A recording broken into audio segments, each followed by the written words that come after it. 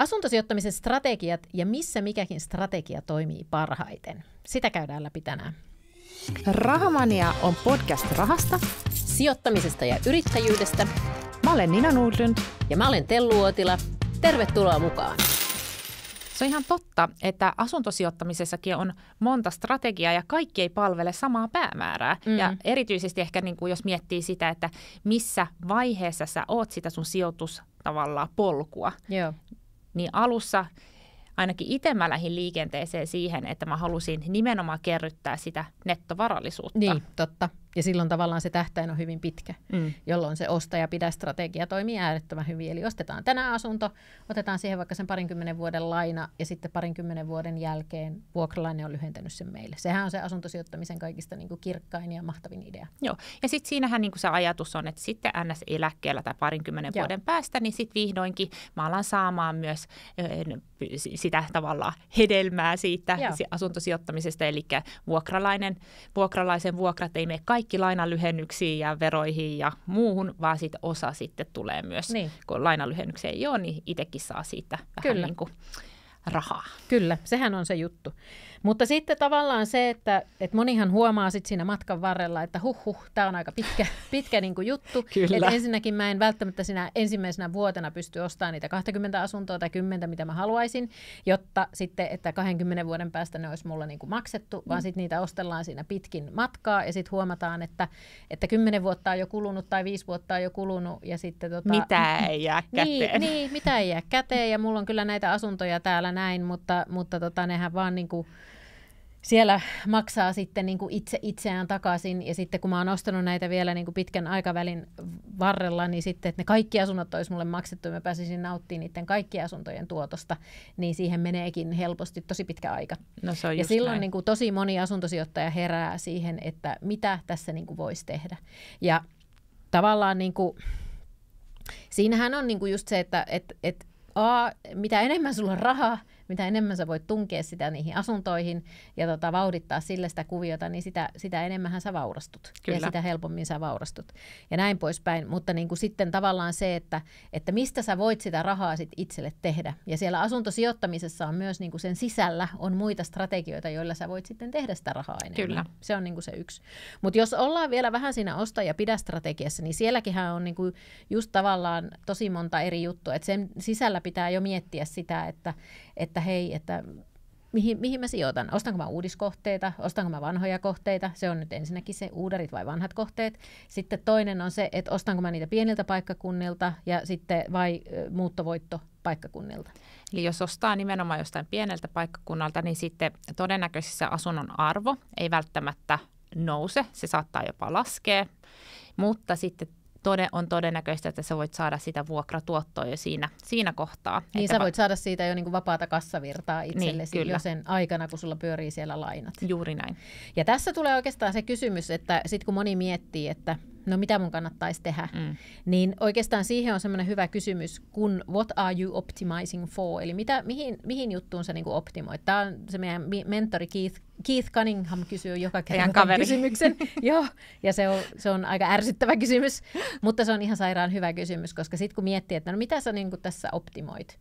Ja sitten meillä kesti vähän aikaa niin kuin tajuta aina toi kysymys tavallaan se, että no, kun se jotenkin esitti sen aina, että mitä, mutta esimerkiksi tässä se niin kuin sopii tosi hyvin siihen, että optimoitko sä niin kuin sitä just, että sulla on eläkkeellä niin kuin sitten se maksettu asuntosalkku, mutta sulla on aikaa tässä, sulla on vaikka 30-40 vuotta aikaa, no worries, odotellaan, ja maksetaan niitä pikkuhiljaa pois, jos aloittaa siis tosi aikaisin. Vai priorisoitko sä sitä, optimoitko sä sitä, että sä saat mahdollisimman paljon käteen nyt? Kyllä. Mutta silloin tavallaan, niin kuin, varsinkin jos Suomen markkinaan sijoitetaan, niin silloin siinä helposti käy sitten niin, että silloin 20 tai 30 vuoden päästä, jos sä siis ostat nyt semmoisia tosi kassavirtapositiivisia kohteita, niin ne on semmoiselta paikkakunnalta, että onko siellä sitten enää populaatiota, onko siellä vuokralaisia ja mikä niiden asuntojen arvo on.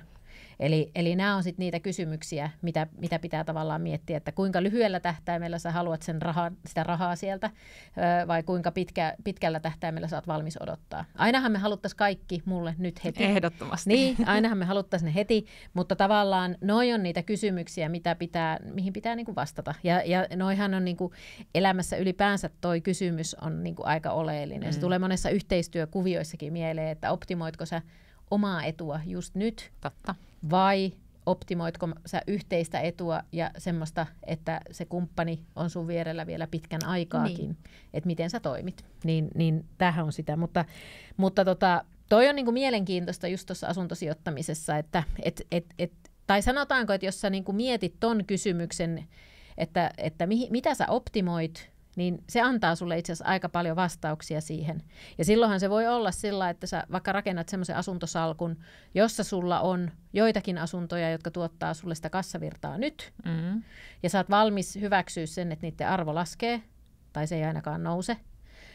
Ja sitten sulla on semmoisia kohteita, jotka saattaa olla jopa kassavirta negatiivisia, tai on ainakin niin kuin plus minus nolla, että ne ei mitään tuota sulle vaikka 20 vuoteen, mutta sitten tavallaan siellä on mahdollisuus siihen arvonnousupotentiaaliin ja ainakin arvon säilymiseen. Niin tavallaan tommosia valintoja niin kuin siellä pitää oikeastaan tehdä. Ja mä just mietin, että miten niin kuin itsellä on mennyt, että ihan alkuun on nimenomaan vuokratuottoa yrittänyt optimoida. Eli ei ole niinkään sitä arvon nousua, mutta just, että se vuokratuotto lyhentää sitä asuntolainaa ja sitten sieltä tulee, että se olisi niin kuin mahdollisimman kassavirta positiivinen kuitenkin se sijoitus. Mutta sitten kun on itse ollut tosi isolla velalla liikenteessä, että ensimmäiset 3, tai no aika monen ensimmäinen, mä en muista oliko se enemmän kuin ensimmäiset 3, mutta ainakin ensimmäiset 3 asuntoa on ostettu 100% velkavivulla. Itse asiassa vähän ylikin, kun varainsiirtoverokin saatiin lainaa siihen.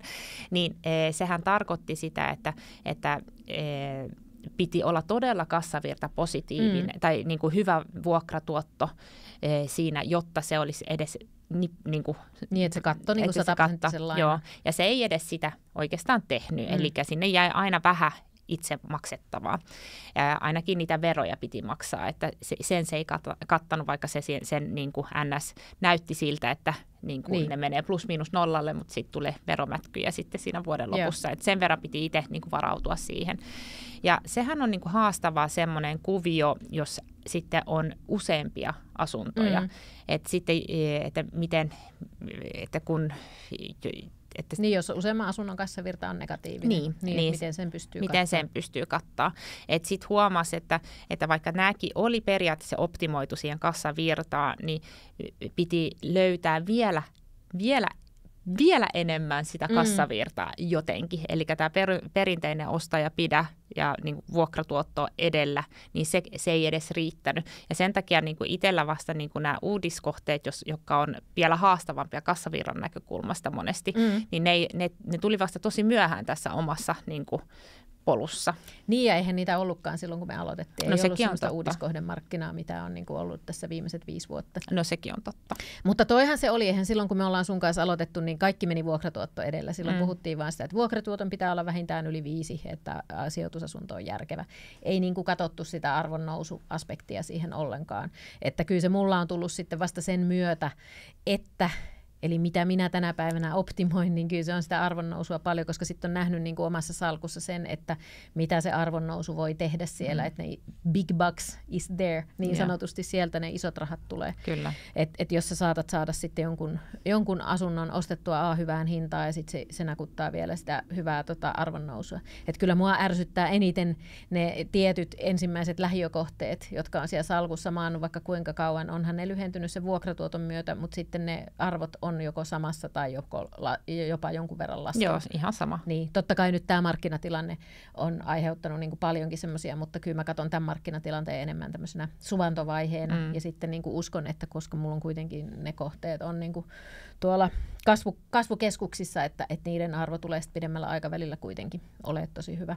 Mutta toihan on tosi haastavaa, että sitten jos hakee nimenomaan sitä arvonnousua, niin sitten sulla pitää olla joko niinku aika iso pääoma sijoittaa, kyllä, jotta sitten se jäisi edes jonkun niin kuin sijoittaa omaa rahaa, niin kuin, käsirahaa siihen asuntoon, jotta se jäisi edes jotenkin kassavirtan neutraaliksi. Kyllä. Tai sitten pitää vaan hyväksyä, että sä joka kuukausi pumppaat sinne niin kuin rahaa. Joo. Näinhän se on. Näinhän se on, ja toi on monesti just se, että niin kuin aloitteleva asuntosijoittaja ei pysty siksi lähteä tuohon.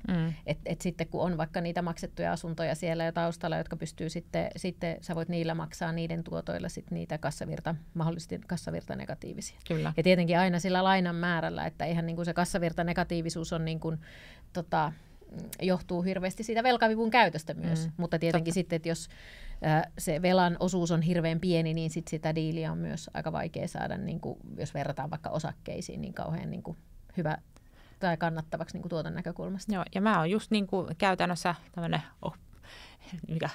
oppikoulu, kirjaoppi esimerkki just siitä, että vuokratuotolla on lähtenyt liikenteeseen, sitten on myynyt jossain vaiheessa just tämmöisiä lähiökohteet, ja sitten ollaan niin kuin miehen kanssa, että me omistetaan kaikki 50-50, niin sen takia mä puhun väliä minusta ja meistä, että ihan vaan tämmöinen selvennys tähän, jos joku ihmettelee.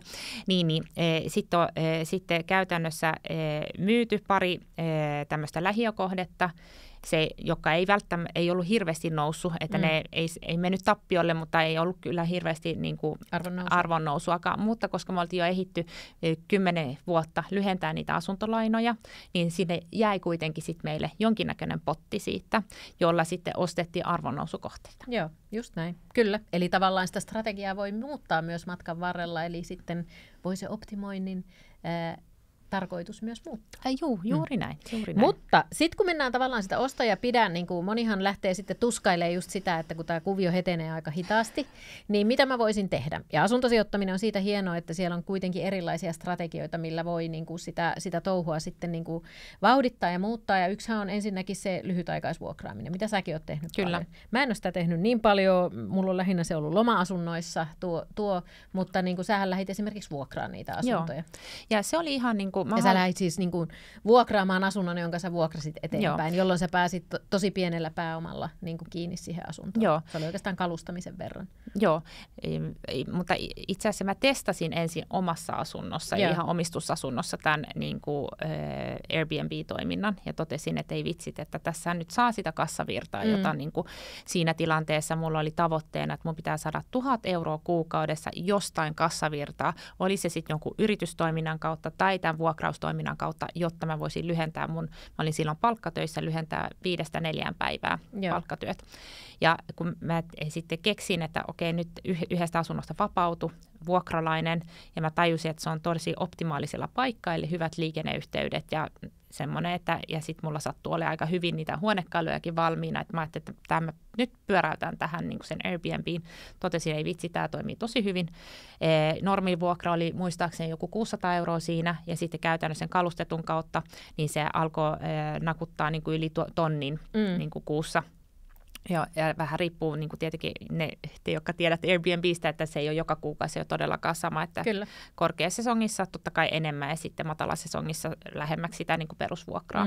Mutta silloin mä tajusin, että ei vitsit, että näitä pitää saada lisää. Eli mä näin siinä sen mahdollisuuden, että voisi niin kuin lyhentää sitä työviikkoa. Ja sitten mä lähdin just, kun ne muut asunnot ei ollut semmoisia asuntoja, jossa mä en nähnyt sitä potentiaalia siihen kalustamiseen. Ja sitten tietenkin niissä oli pitkäaikaiset vuokralaiset, en mä lähtenyt niin kuin irtisanomaan niitä. Tai ajattelin, että sitä mä en halua tehdä. Niin silloin mä just mietin, että mä jälleen vuokraan niitä kohteita. Ja sitä kautta tosiaan sain optimoitua sitä kassavirtaa. Joo, kyllä. Ja sitähän nyt moni on tehnyt, kun korot on noussut. Niin toi on ollut just se. Ja sen takia tavallaan sieltäkin on nykyään aika vaikea saada, koska sitten taas noita lyhytaikaisvuokraajia on niin paljon markkinassa. Joo, eli tällä hetkellä mä näen, että jotta sä pärjäät siellä kalustetussa asuntovuokrauksessa, että sun pitää jotenkin erottautua siitä massasta. Eli jos sulla on vain niin kuin pieni yksiö, joka majoittaa 2 henkilöä, niin sä kilpailit ensinnäkin muiden vastaavien niin kuin kalustettujen asuntojen kanssa, mutta sitten sä kilpailet myös hotellien kanssa. Niin.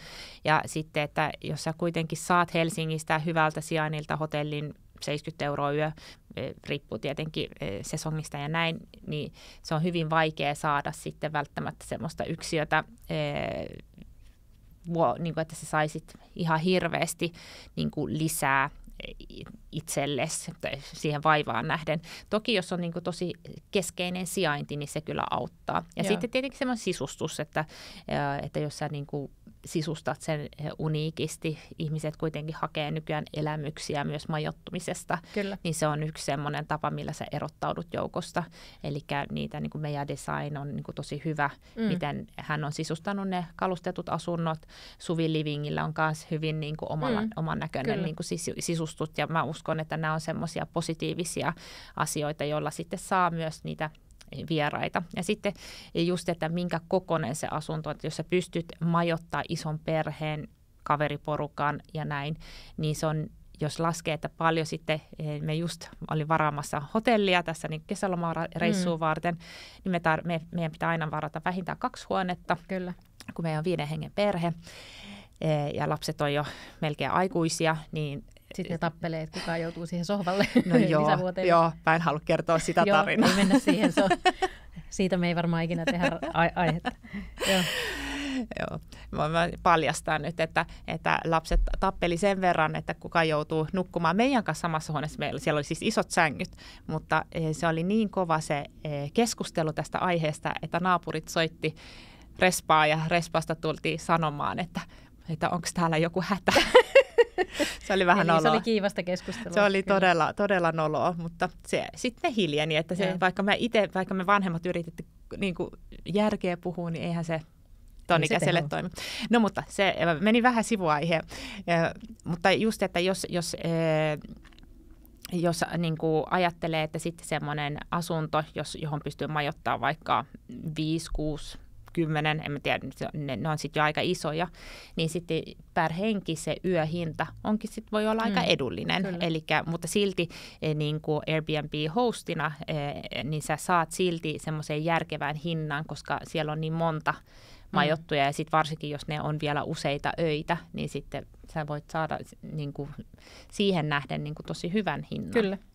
Mutta toi lyhytaikaisvuokraaminen tavallaan, sen sä voit niinku ottaa sit sieltä asuntosijoittamisen repertuaarista, jos sä haluat tehdä vähän parempaa tuottoa tai lisää niinku kassavirtaa, mutta niin kuin sanottu, niin tässä markkinassa, kun tekijöitä on niin paljon, niin se ei ole ihan niin helppoa, kun se oli esimerkiksi just ihan jo pari vuosi sitten. Joo. Kyllä. Ja tietenkin yksihän mahdollisuus myös tuohon, että se ei olekaan lyhytaikaista se vuokraus, niin lyhytaikaista kuin joku Airbnb tai Booking, että ne oli niin kuin muutaman yön tai viikon majoituksia, vaan kyllähän sitä kalustettuja asuntoja voi vuokrata myös vähän pidemmäksi aikaa, ja sitten sä et saa mitään ehkä älytöntä preemiota siinä, mutta semmoinen niin kuin ajatellaan joku vaihto-oppilas tai sitten joku työkomennuksella tullut, joka voi tarvita 3 kuukaudeksi, niin sit sä voit saada ihan niin kuin parempaa vuokraa. Toki sit siinä on aina se riski, että siinä tulee niitä tyhjiä hetkiä siinä välissä, ja on hyvin todennäköisesti tulee, mutta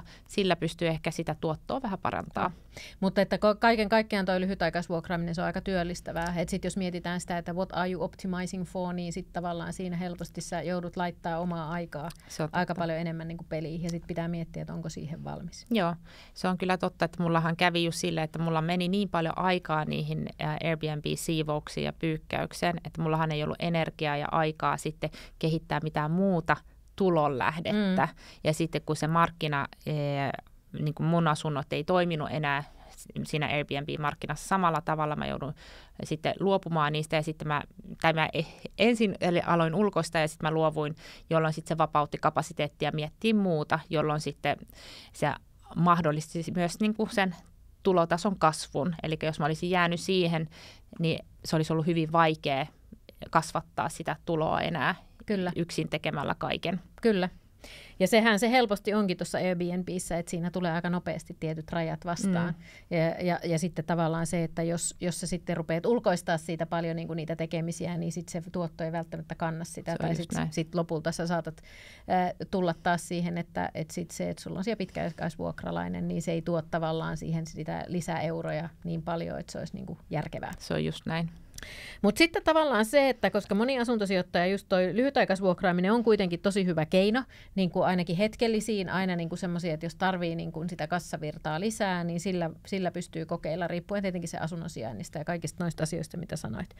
Mutta sitten niin kuin tavallaan niihin tilanteisiin sitten, että kun moni miettii sitä, että mä haluan kasvattaa tätä rakennuttamista ja niin kuin salkkua tosi paljon voimakkaammin, niin kyllähän se tarkoittaa sitä, että sä tarvit lisää rahaa. Sä tarvit jostain niin kuin lisää rahoituslähettä. Ja sitten kun moni miettii siitä, että millä ihmiset sitten kasvattaa niitä asuntosalkkuja, niin kyllähän se tarkoittaa sitä, että joku rahoituksen lähde sulla tarvii olla. Se on joko kova palkka, ja tietenkin Suomessa verottaja pitää huolen siitä, että se vie osan, mutta sitten voi olla just, että sulla on vaikka matkaduuni, jossa sä saat isot päivärahat ja sä voit niitä päivärahoja generoida, tai sä asut ulkomailla, tai mitä sitten ikinä onkaan, mutta niinku, tai sitten sulla on tosi kova palkkainen niinku työ, että silti verojen jälkeen siitä jää niinku paljon. Kyllä. Niin niinku tämmöisiä on, mutta sitten on ihan yritystoiminta, ja joku lisätulon lähde, että kyllä se niin kuin jokainen tai asuntosijoittaja, jotka pystyy kasvattaa sitä asuntoa, niin joku rahoituksen lähde sillä on. Se on, niin kuin, se on joko näistä joku, tai sitten se on se, että sä teet asuntoflippaamista, sä teet rakennuttamista, tai sä teet sen asuntosijoittamisen sisällä jonkinnäköistä liiketoimintaa. Toki myös sillä, että sä pystyt neuvotella itsellesi hyvän hintaisia asuntoja, niin kyllähän sä sillä teet myös niin kuin sitä arvonnousua ja siinä ostohetkessä niin kuin tosi hyvin. Mutta että sä pystyt tänä päivänä ja tässä markkinassa sitäkään tekemään, niin kyllä niin kuin just siellä helposti sitten tulee se negatiivinen kassavirta niin kuin vastaan, koska jos sä teet niin kuin tuolla BRR:llä, eli että sä ostat, sitten sä remontoit, ja vuokraat sen ja sitten sen remontin niin kun, arvonnousu, minkä sä saat arvonnousun remontilla, niin sä sitten uudelleen rahoitat sen pankilla, eli saat sille asunnolle niin kun paremman vakuusarvon. Niin sitten sillä tässä markkinassa niin on aika vaikeaa sen takia, että sit todennäköisesti se sun uusi kohde, minkä sä ostat, niin jos sä ostat sen niin kuin tavallaan 100% tai tosi korkealla velkavivulla, sit se on kassavirta negatiivinen. Sitten sä törmäät tavallaan niin kuin siihen.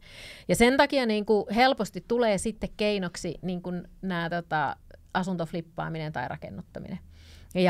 Ja sen takia niin kuin tavallaan se asuntoflippaaminen mun mielestä on niin kuin tosi hieno, on se, että sä voit tehdä sillä kuitenkin, niin kuin se on asuntosijoittamista, mutta se on enemmän vähän semmoista liiketoiminnan omaista asuntosijoittamista. Eli siellä niin kuin sun tarvii ymmärtää asuntosijoittamisen niin kuin periaatteita, osata ostaa fiksuja kohteita, mutta sitten niin kuin sit sä myyt. Ostat, remontoit ja myyt sen. Ja sillä sä voit tehdä kuitenkin niin kuin 10 000 niin kuin lisätuloja itsellesi ja vauhdittaa sitä kuviota niin kuin sillä. Et jos sä saat vaikka yhdestä asunnosta sen 20-40 tonnia esimerkiksi, niin kyllähän se sillä jo, niin kuin, jos sä pystyt niitä aika tehokkaasti niin kuin nakuttaa, niin kyllä sä sillä sitten rupeat tekemään ihan kivaa rahaa itselle lisää. Ja nämä on niinku niitä tavallaan niitä sitten keinoja, mitä pystyy niinku siellä asuntosijoittamisen sisällä niinku miettiä ja tehdä. Et jos flippaaminen kiinnostaa, niin tervetuloa asuntoflippausvalmennukseen ja siitä vaan yhteys muhun. Niin siellä me opetetaan, miten se kannattaa tehdä niinku fiksusti. Mutta se on erittäin niinku hyvä keino, ja se on kuitenkin paljon niin kuin pienempi riskisempää, kun sitten taas lähtee johonkin rakennuttamiseen. Vaikka rakennuttamisessa sitten tietenkin ne voitot on helposti niin kuin 6-numeroisia, mutta siihen tietenkin tarvii sit sitä osaamista ja rahoitusta ja kaikkea ihan eri tavalla. Mutta mä suosittelen ehdottomasti, että menisi jonnekin just asuntoflippausvalmennukseen tai lukisi ainakin jonkun kirjan siitä, että... Kyllä, sekin kirjakin löytyy. Niin. Eli Vaurasta asuntoflippaamisella, niin se löytyy kanssa, jos koska kiinnostaa. itsehän mä oon yrittänyt ja tavallaan epäonnistunut, kun ei ollut sitä kokemusta ja eikä ollut oikein. Tiesin tavallaan periaatteet, mutta se ei ollut niin selkeä, että olisi pitänyt vielä enemmän opiskella sitä ja ymmärtää sitä, että ne tavallaan ne flipit, jotka tuli tehtyä, niin ne on nyt meidän pitkässä salkussa. Joo. Että se on niin kuin plan B, että jos sitten ei saakaan myytyä sitä semmoiseen järkevään hintaan, niin ei siinä mitään sitten me pidetään.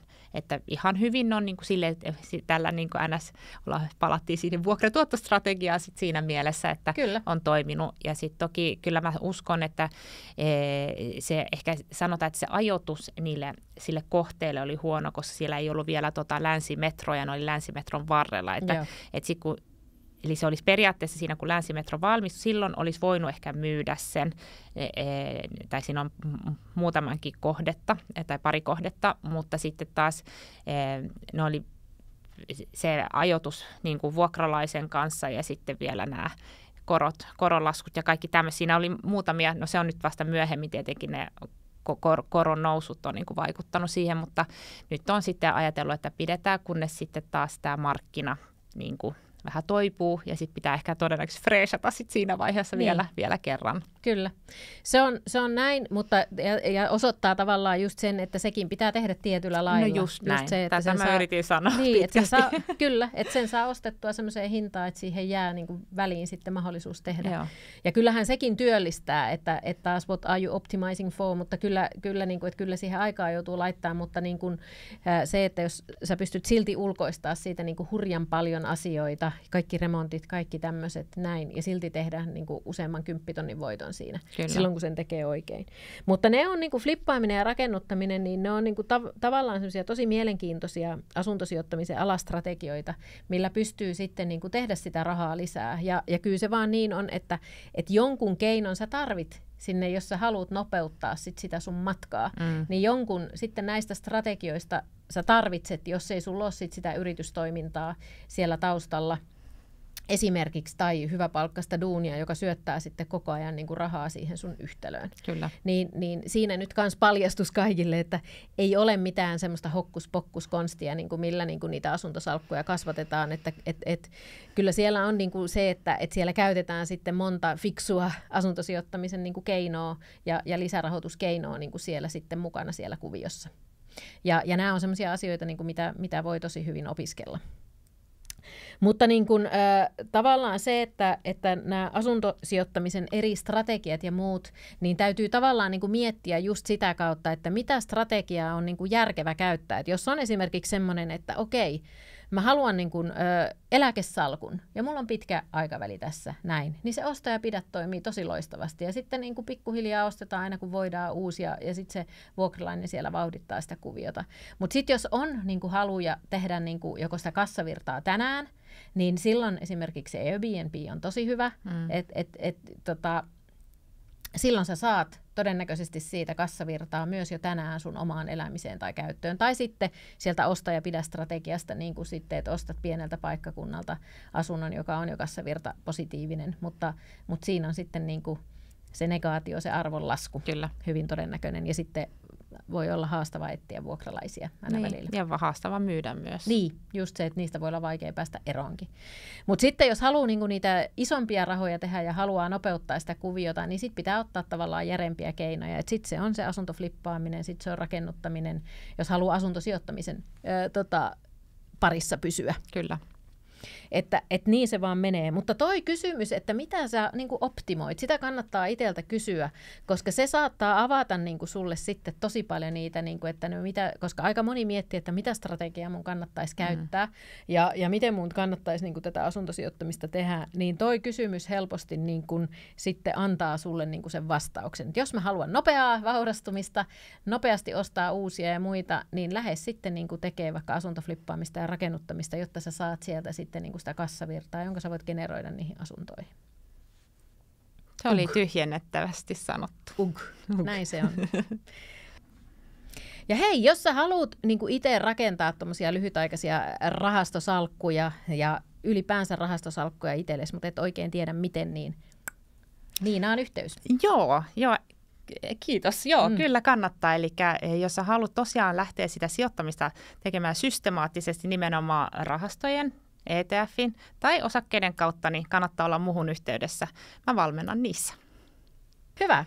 Hei, käy tykkää meistä Spotifyssa, käy tykkää meistä Instassa, raha.mania, jaa meidän jakso jollekin kaverille, jos tykkäät, ja sitten käy lataa rahamania.com-sivulta meidän tämmöinen opas, näin teet ensimmäisen miljoonasi.